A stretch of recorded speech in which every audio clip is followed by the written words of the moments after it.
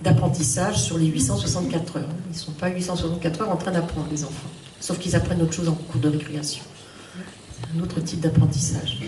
Mais en tout cas, il faut bien que vous ayez conscience que ces 864 heures, c'est moins de 10% du temps de vie total de l'enfant. Le temps de vie total de l'enfant, c'est 24 heures multiplié par 365 jours. Et quand on est bissextile, il y a 24 heures encore en plus. Ça veut dire que c'est 8760 heures, d'accord ? 8760 heures annuelles de temps de vie de nos enfants. 864 heures, c'est moins de 10% des 8760 heures temps de vie des enfants. Et c'est-à-dire que les 90% de son temps ne servent à rien. Il ne se passe rien pendant ce temps-là, il n'apprend pas, il n'est pas éduqué, il ne grandit pas, il n'évolue pas. Bien sûr que non. C'est provocateur quand je le dis comme ça. Mais c'est ce qu'on fait. C'est ce qu'on fait quand on parle des rythmes scolaires.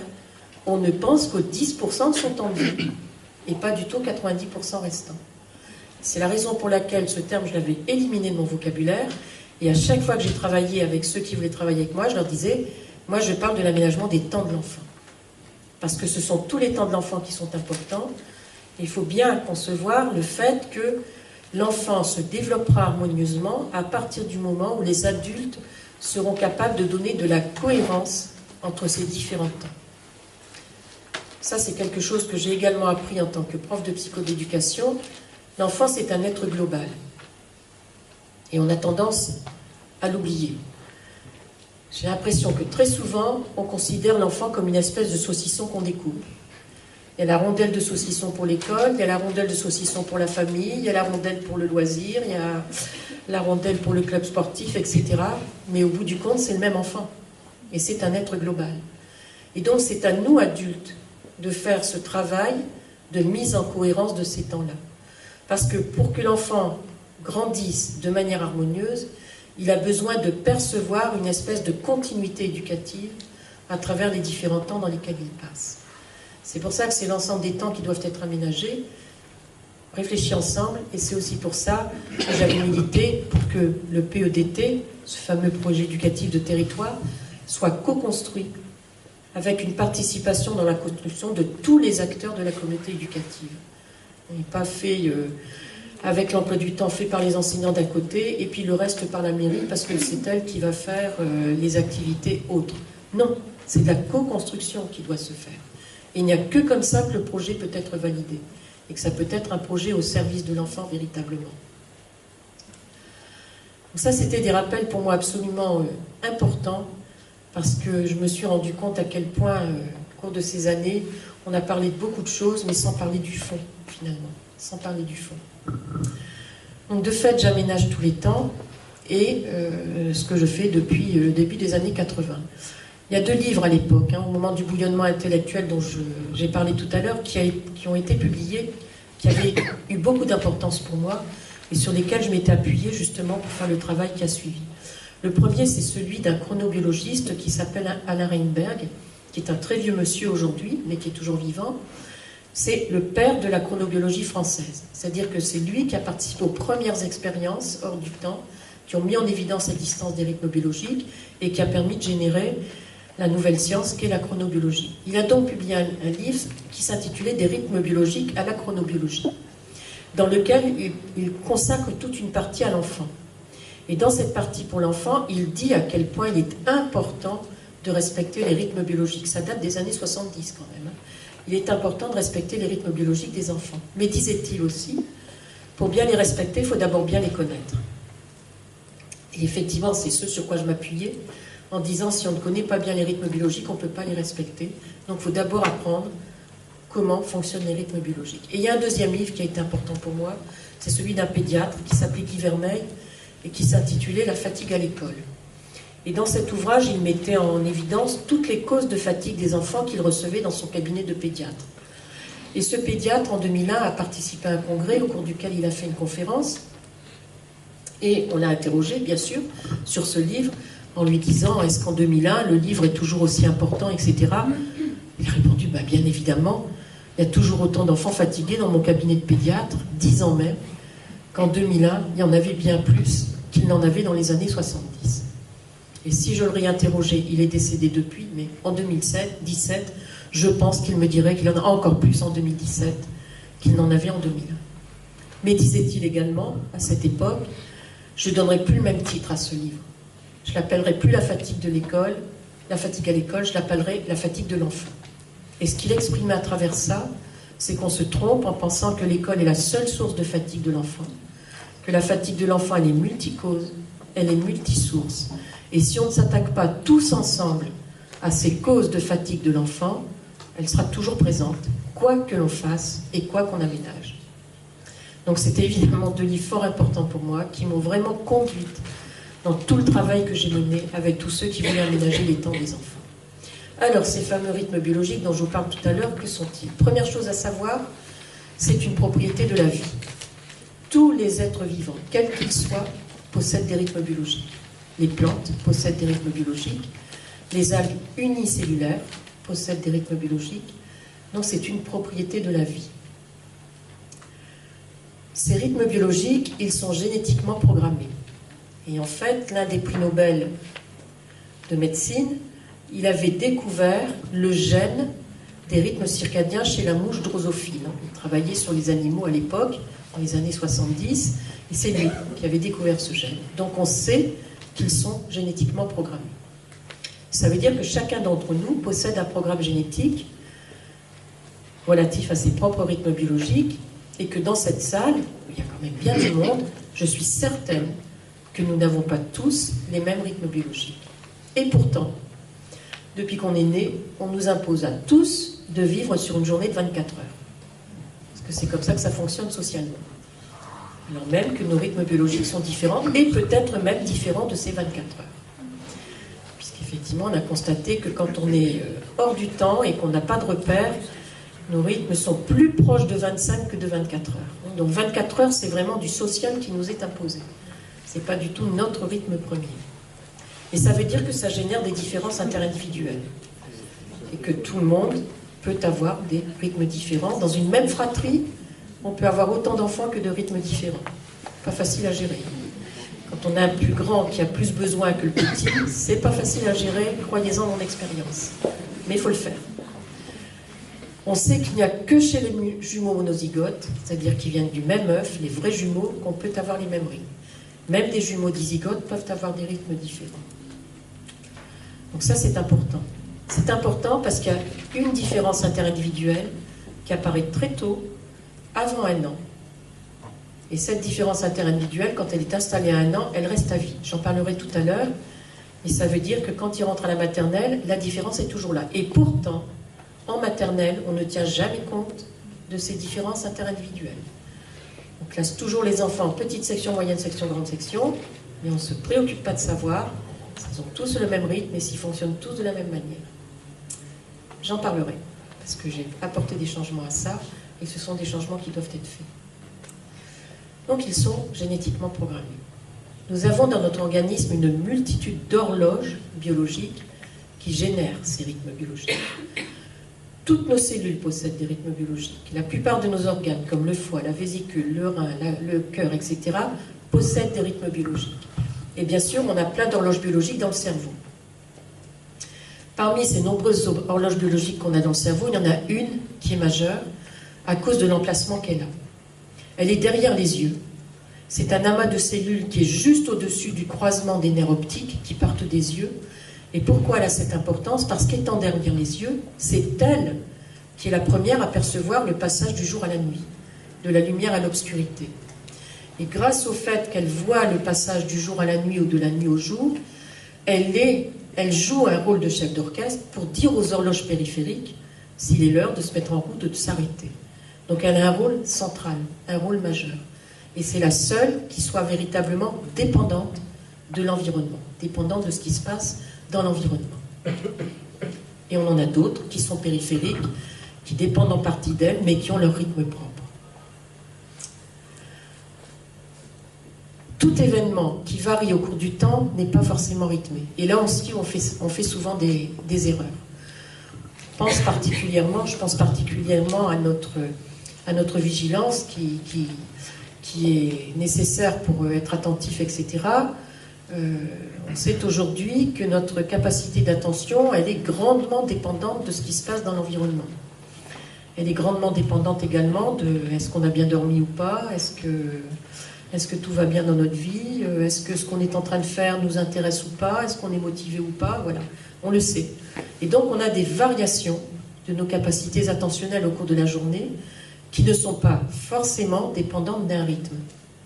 Parce que justement, un événement rythmé, c'est un événement qui se reproduit à l'identique en fonction d'une certaine périodicité. C'est ça un événement rythmé. C'est un événement qui se reproduit à l'identique en fonction d'une certaine périodicité. Et c'est très intéressant de savoir quand un événement est rythmé ou pas, parce que s'il est rythmé, il est prévisible.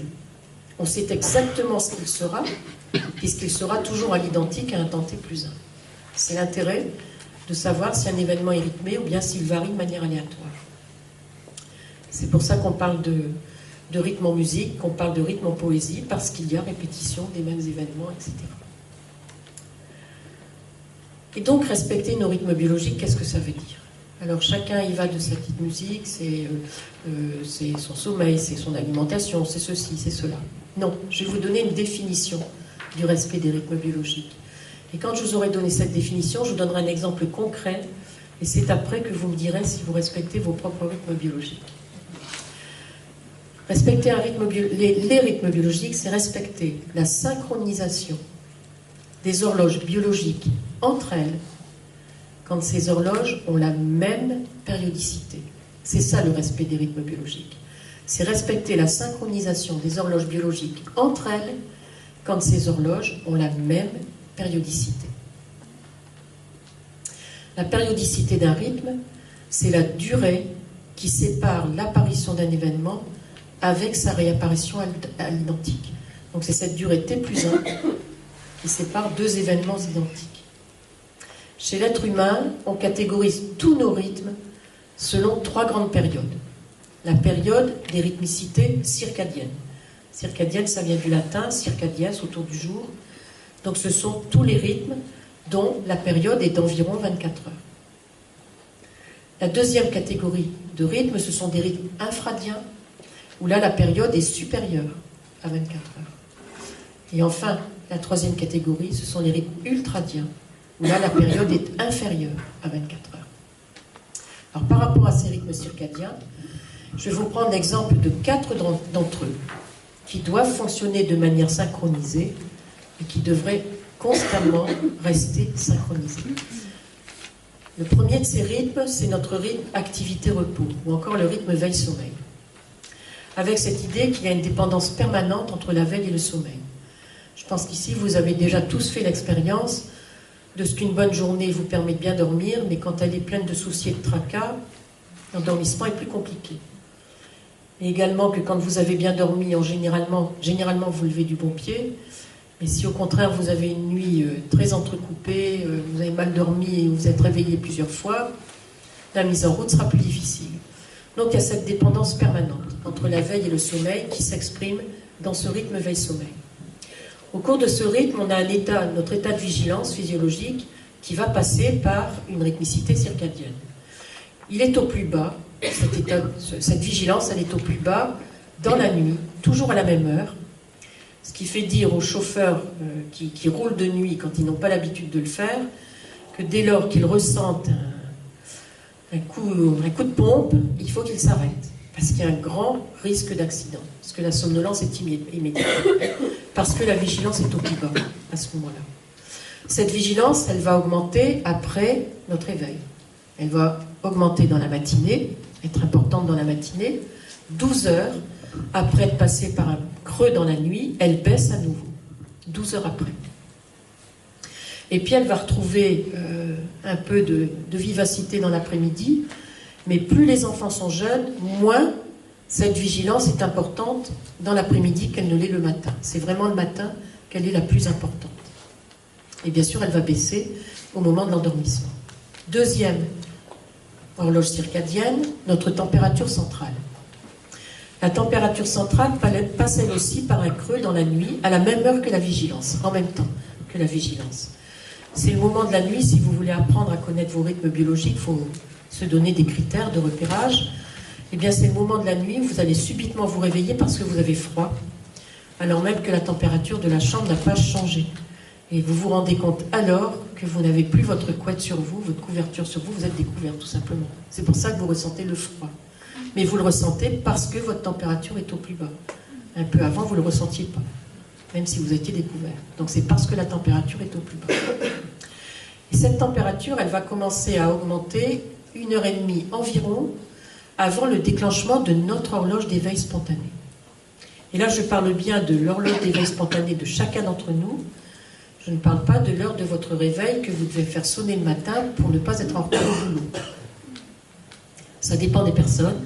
Certaines n'ont pas besoin de réveil, puisqu'on a montré dans les études épidémiologiques qui ont été faites que dans la population générale, cette horloge d'éveil spontané, selon les individus, est située entre 6h et 9h du matin. Alors il est bien évident que celui qui a une horloge spontanée qui sonne à 6h du matin n'aura pas tellement de mal à être à l'heure à 8h au travail. Celui qui l'a à 9h, ce sera un peu plus compliqué. C'est une évidence, mais c'est comme ça.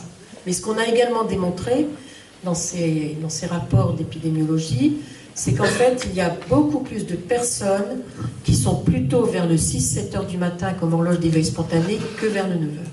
Ils sont plus rares, ceux qui sont vers le 9 heures. D'accord ? Donc notre température, elle a commencé à monter 1h30 avant ce moment-là. Dans la matinée, elle atteint son plateau, et 12 heures après être passée par un creux, elle baisse, elle aussi, en même temps que la vigilance. Tout comme la vigilance, elle va remonter dans l'après-midi, elle va remonter chez les plus grands, et très peu chez les petits, beaucoup moins qu'elle ne l'était le matin. Et elle va baisser en fin de journée ou dans la soirée, suffisamment sensiblement pour que chacun d'entre nous le ressente. Je dis chacun d'entre nous parce que c'est le moment ou en fin de journée ou dans la soirée où on peut ressentir un frisson. Et on se met à bailler en même temps qu'on ressent ce frisson. Mais on est alors occupé à des choses excessivement importantes et intéressantes qu'on ne va surtout pas interrompre à cause du frisson. Donc on se prend la petite laine pour ne pas attraper froid et pas s'enrhumer et on continue. Puis on dit on avait bien raison, puisque 10 minutes après on est reparti comme un seul homme devant son écran à continuer ce qu'on était en train de faire. Et on est content alors qu'on a bousillé son sommeil.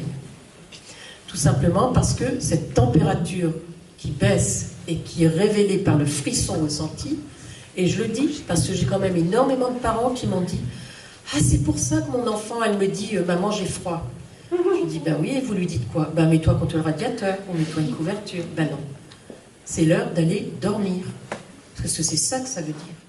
Ça veut dire que cette température annonce l'apparition du sommeil et du premier cycle de sommeil. Donc c'est important de repérer ça, parce que c'est vraiment le moment clé pour aller dormir au bon moment et s'endormir rapidement. Troisième horloge circadienne, une hormone importante, puisque c'est l'hormone du stress, donc, dont on doit surveiller le niveau pour ne pas être trop en stress. Ça s'appelle le cortisol. Le cortisol, il passe par un très bas niveau, en même temps que la vigilance et la température, dans la nuit. Mais lui met en route sa sécrétion très rapidement, puisqu'il atteint son pic, le pic de cortisol, juste avant notre éveil spontané.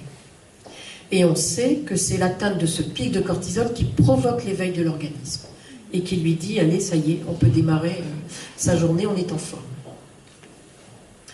Ce niveau de cortisol, ce bon niveau de cortisol, va perdurer toute la matinée.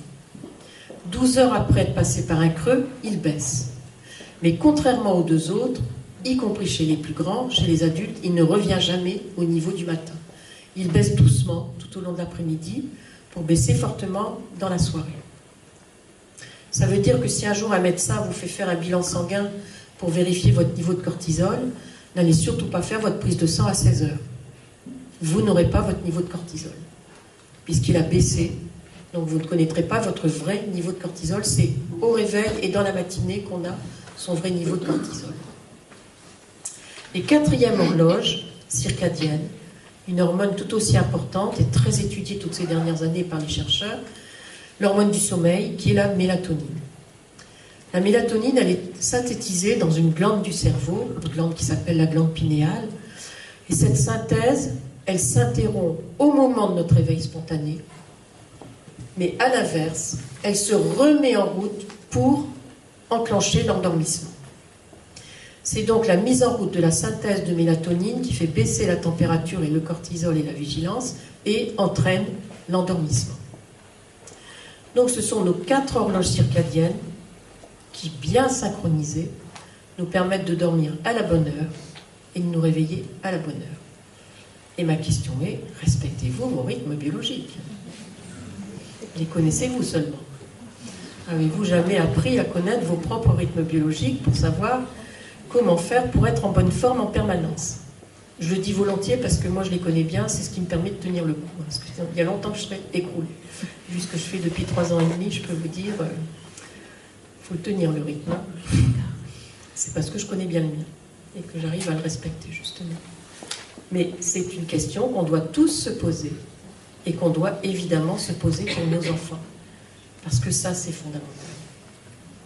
Je passe à une deuxième catégorie d'horloges, des horloges plus longues, infradiennes. Je vais en prendre 2 comme exemple pour les enfants qui nous intéressent. La première, c'est une horloge qui est spécifiquement féminine. C'est en fait l'horloge de menstruation qui a été étudiée énormément dans les années 90 par les chercheurs qui s'intéressaient à ça, et qui est bien une horloge infradienne, puisque chez une femme donnée, la période peut être de 28 jours, mais chez une autre, elle peut être de 31 jours. Mais quand il y a régularité, normalement, c'est régulier. Cette période est régulière. Cette horloge infradienne a été étudiée dans les années 90 et il avait été démontré que les femmes, au cours du mois, sont obligées, certains jours, de faire davantage d'efforts pour avoir le même niveau de performance à toutes les activités qui requièrent beaucoup d'attention, beaucoup de concentration, beaucoup de mémorisation, à cause de cette horloge infradienne. Elle joue également sur l'ensemble des systèmes hormonaux. Elle joue sur l'un d'entre eux qu'on appelle le système thymique. Le système thymique, c'est le système régulateur de l'humeur. Vous voyez ce que ça veut dire? Tout le monde a bien compris. Et comme nous savons tous ici dans cette salle que nous sommes toujours de bonne humeur, ça c'est un fait avéré, ça veut dire que chez certains d'entre vous, 3 ou 4 jours dans le mois, elles vont changer d'humeur et donc passer par des moments de mauvaise humeur. On le lui fera remarquer d'ailleurs. Alors je suis en train de leur dire qu'elles n'y peuvent rien, puisque c'est leur horloge infradienne qui est en train de s'exprimer. Comme elle est génétiquement programmée, on ne peut pas la bousculer. On ne peut pas bousculer ce qui est génétiquement programmé. Donc c'est comme ça, et c'est juste à dire que c'est à l'environnement de s'adapter. Et que bien évidemment, dans l'environnement, il y a tous nos compagnons masculins. Et je suis totalement désolée pour tous ceux qui sont venus m'écouter ce soir, mais comme eux ne possèdent pas cette horloge infradienne, ils n'ont absolument aucune bonne raison scientifique d'avoir des jours de mauvaise humeur dans le monde. C'est typiquement féminin. En tout cas, si je vous en parle, c'est parce qu'on a constaté chez les petites filles que la puberté est de plus en plus précoce et qui n'apparaît